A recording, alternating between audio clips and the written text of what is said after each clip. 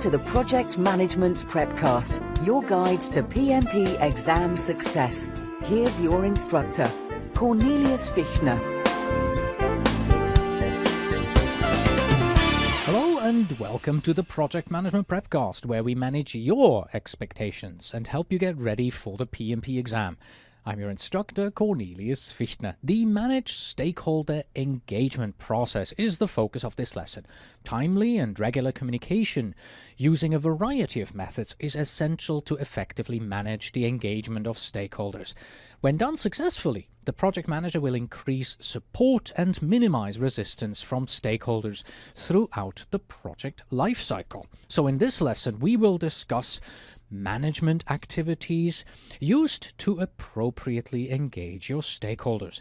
The inputs, tools, and techniques of this process, of course, giving you a complete process review. The differences between risks and issues, and then, of course, the change and issue log as well.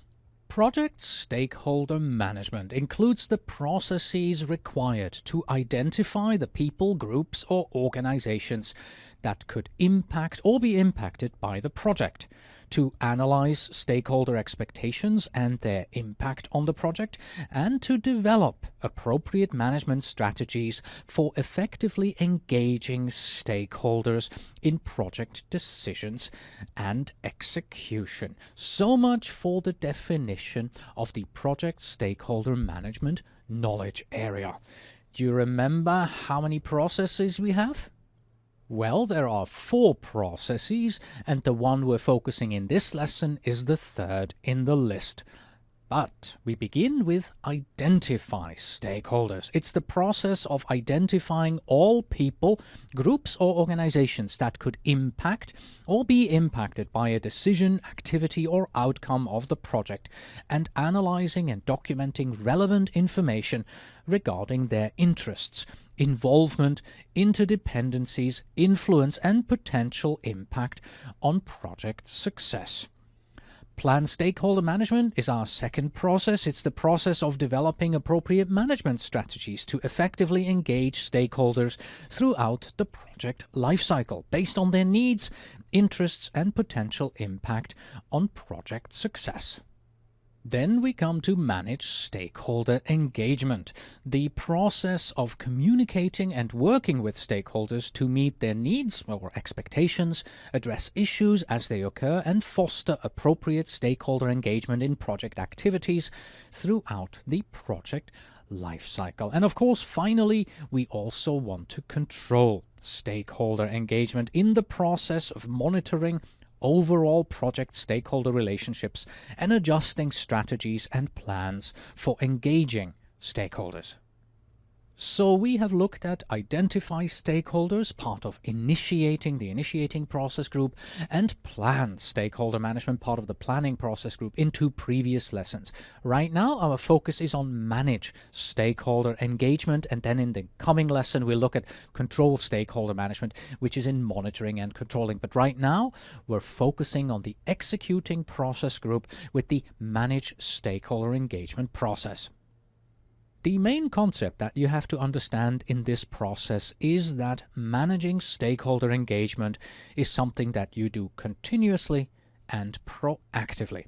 Establishing good communication early and maintaining this as the project is executed is essential to managing your stakeholders. Work closely with your stakeholders to meet their needs and expectations. Anticipate potential concerns and promptly address any that become issues. If effective, you will increase support for the project and its objectives as you minimize resistance from your stakeholders.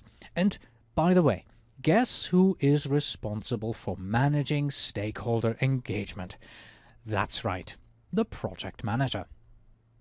So we've just heard the definition of this process a couple of slides back, but because the term engagement can be interpreted in many ways, I want to clarify what we mean when we use engagement with regards to managing our stakeholders. So again, here is the definition from the PMBOK guide of this process.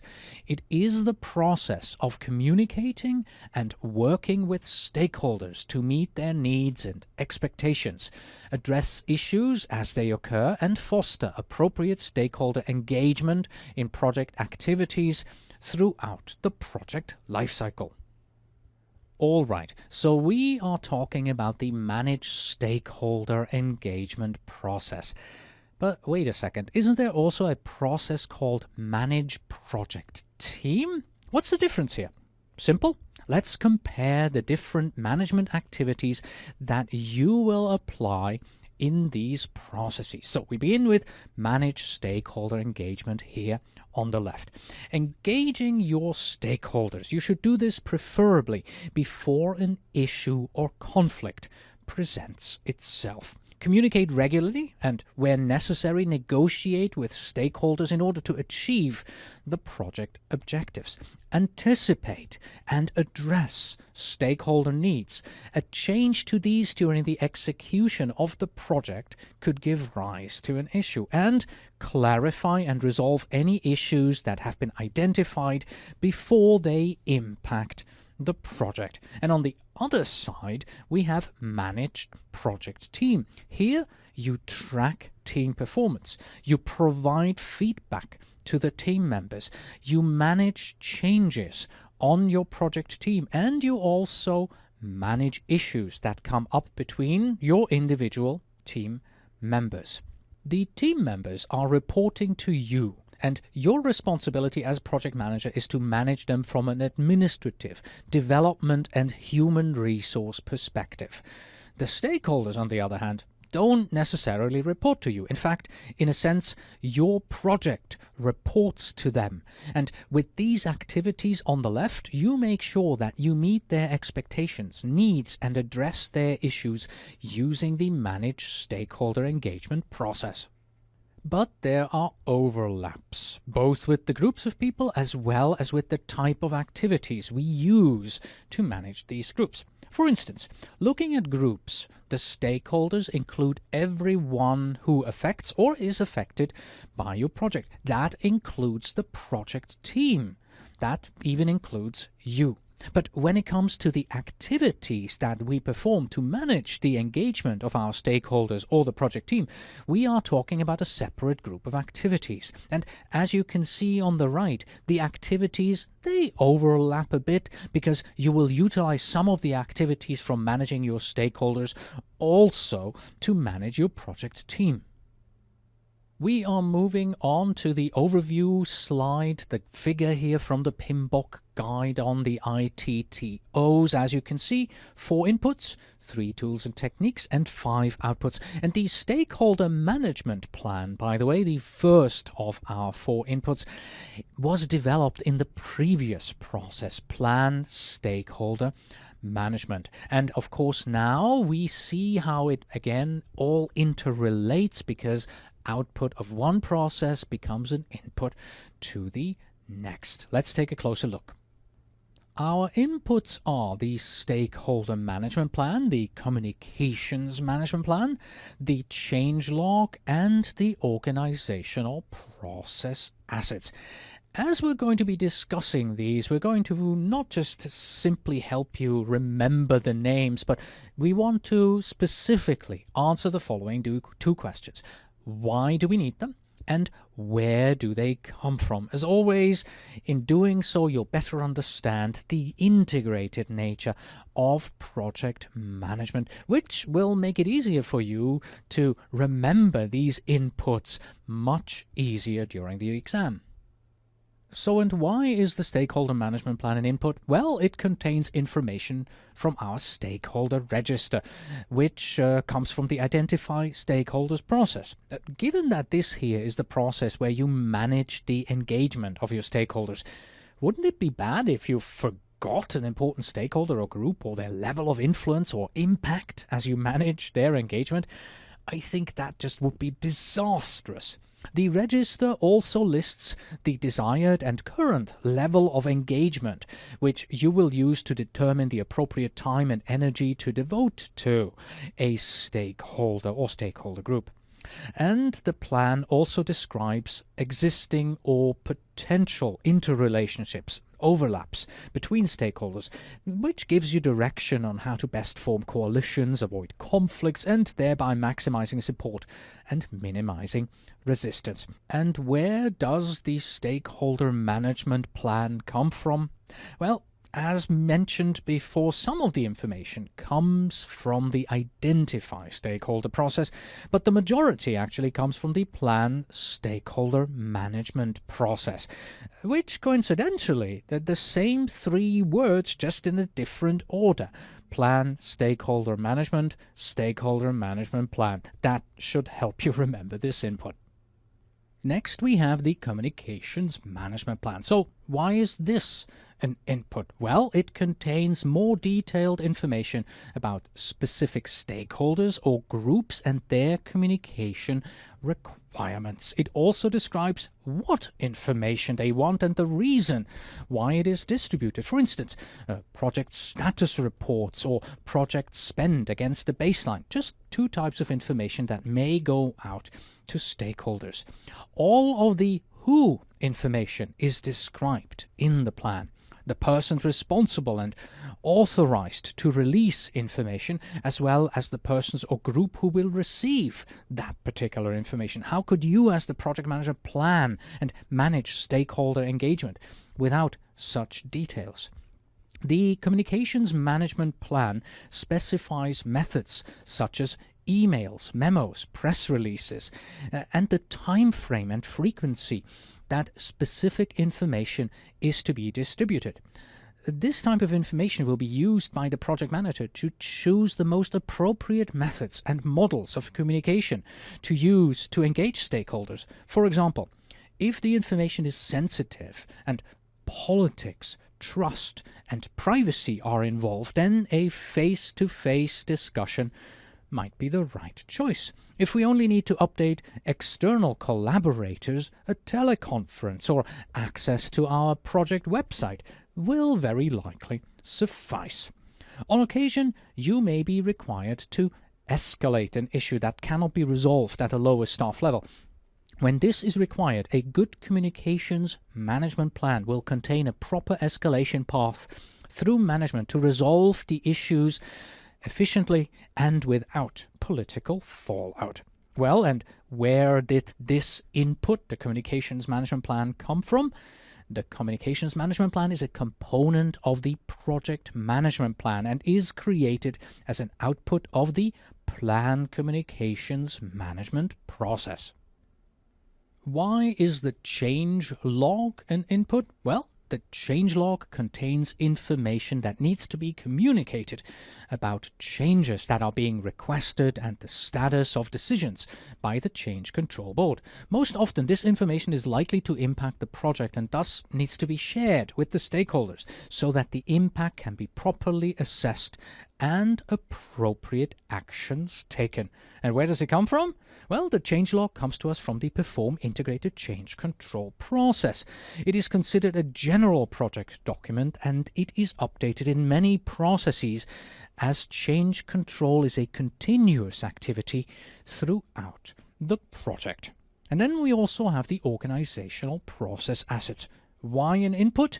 Well, they often contain a company's requirements with regards to how we communicate, resolve issues, manage change, or lessons learned from past projects. All of this information will help you as the project manager manage the engagements of the project stakeholders. And where do the organizational process assets come from? Well, these are not created in any of our projects' processes. Instead, they are part of the overall assets of the organization. That's why we call them organizational process assets. There are three tools and techniques in the managed stakeholder engagement process: communication methods, interpersonal skills, and management skills. The first, communication methods, These were described in detail in our lessons on planning communications management and managing communications. But to refresh your memory, the methods fall into 3 categories: interactive, push and pull communications. Depending on the needs of the stakeholder, the project manager will decide which method is appropriate for a given stakeholder. The second is the use of interpersonal skills. These are the soft skills that enable us project managers to build trust, tactfully resolve conflict, be an active listener, and when needed, overcome a stakeholder's resistance to change. A skillful project manager can most often get those who normally don't do well with change overcome their fears or opposition by highlighting the benefits of the project or its deliverables to that particular resistor. And finally, we use management skills as well. Yes, a project manager has to have very good management skills because, as we described earlier in this lesson, they have their own team to manage, and just as important, have the stakeholders to manage as well. A few examples of management skills are facilitation, consensus building, and negotiation. One point worth noting is that managing stakeholder engagement is an ongoing process. Changes, risks, and issues occur in every phase, and timely and appropriate communication and engagement of the stakeholders ensures the proper discussions and decisions take place and risks and issues are resolved. To illustrate this, we have an example timeline, and what you will notice is you continually manage your stakeholders. It's not something that you do once, but all the time. This means that you will always have to refer back to your inputs, apply the tools and techniques, and create the necessary output. In the first month, you may raise an issue. In month 2, you execute a corrective action. In month 3, you resolve the issue. Or, if it's a small issue, it may all happen at once. It's ongoing. It's continuous. It's what we do as project managers. And we're moving straight to the outputs, which are the issue log, change requests, project management plan updates, as well as project document updates, as well as updates to the organizational process assets. Let us examine some common project activities and the outputs that result. On the left-hand side, we have the activity, and on the right-hand side, we have the outputs of our processes. So let's go through them one by one. So if the stakeholder identifies a problem, that means you have to update the issue log and document the cause. If a stakeholder requests a change, you will have a change request as an output. If a new stakeholder joins the project or an existing one leaves, you are going to have to update your stakeholder register. If a stakeholder's communications need change, you will have to update the stakeholder management plan to reflect this. If we resolve an issue, again, you will update the issue log to reflect this and also note the steps required for resolution. If you get some stakeholder feedback, well, if it's negative feedback, it will increase your heartburn as an output. And if it's positive feedback, you'll have to empty a bottle of champagne as an output here. But if we change the frequency of communication, like project status reports, and then you'll need to update the communications management plan. And if it's all of the above, well, you will update the organizational process assets with lessons learned. There can be other reasons why you update any or all of these documents that we see as outputs. It doesn't always have to be in reaction to what your stakeholders do. Remember, managed stakeholder engagement is supposed to be proactive. Let's take a more in-depth look at risks, issues, and the issue log, as it's one of the most significant outputs of this process. Managing stakeholders involves continuously managing risk and resolving issues. Here are the definitions for an issue and for the log from the PMBOK guide glossary. The issue: a point or matter in question or dispute, or a point or matter that is not settled and is under discussion or over which there are opposing views or disagreements. And the log, a document used to record and describe or denote selected items identified during execution of a process or activity. And if we take these two and combine them together, we come up with the issue log, a project document used to document and monitor elements under discussion or in dispute between project stakeholders. What I think is missing from the definition is that it's also helpful in managing issues over the course of the project. And this means that if you look at things in the grand scheme, every risk that you have identified in your risk register can potentially become an issue. Why do I say potentially? Well, because the risks that we list in the risk register will not all actually happen. At least we hope they don't. And that's because the risk register, as you know from project risk management, contains risks that have various probabilities of occurring. For example, the risk that a meteor is going to hit your building is low, but the risk that someone on your project team will get sick during a 10-year project is pretty high. Here are a few more thoughts on the issue log. The moment a potential or actual issue is identified, it should be added to the issue log. But more than that, you also have to assign an owner and a target date for the resolution, because we all know what happens to issues that are not assigned to a person specifically and do not have a due date, right? Yes, exactly. They don't get taken care of, and then they will definitely impact our project. And lastly, can you tell me the difference between an issue and a risk? Come on, you know this one? That's right. An issue is a risk that has actually occurred. And here is a sample question for you that you might find in one of the commercially available exam simulators. Which of the following communication methods is the most effective means for communicating with stakeholders? Is it A, the status report, B, the issue log, C, a phone call, or D, face-to-face? What do you think? Well, let's figure this one out by the process of elimination here. It's not B, the issue log, because the issue log is an output and it's not a communication method. It's also not A, the status report, because it's in writing. And C and D, they are both in-person communication methods, and in-person is always better than writing. So that leaves C and D. Both are good and effective ways to communicate. But D, face-to-face, is the better answer, because it is always better to communicate with your stakeholders in person than over the phone. Yes, a phone call, a video conference, or an email, or any kind of electronic means, usually good answers. But in this particular case, face-to-face is the most effective, the best available answer that we have. Let's review. Managing stakeholders is something that you do proactively. The project manager is responsible for managing stakeholders, and the process has 3 important tools and techniques.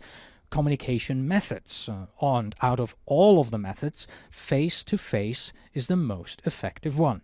Interpersonal skills. A prime example here is being a good listener. Few interpersonal skills are more important and show your stakeholders that you value their input and respect them as contributors to the project than your good listening skills. And management skills like writing, speaking, or presenting, because 90% of what you do here is communicating with your stakeholders in order to help everyone achieve the project goals.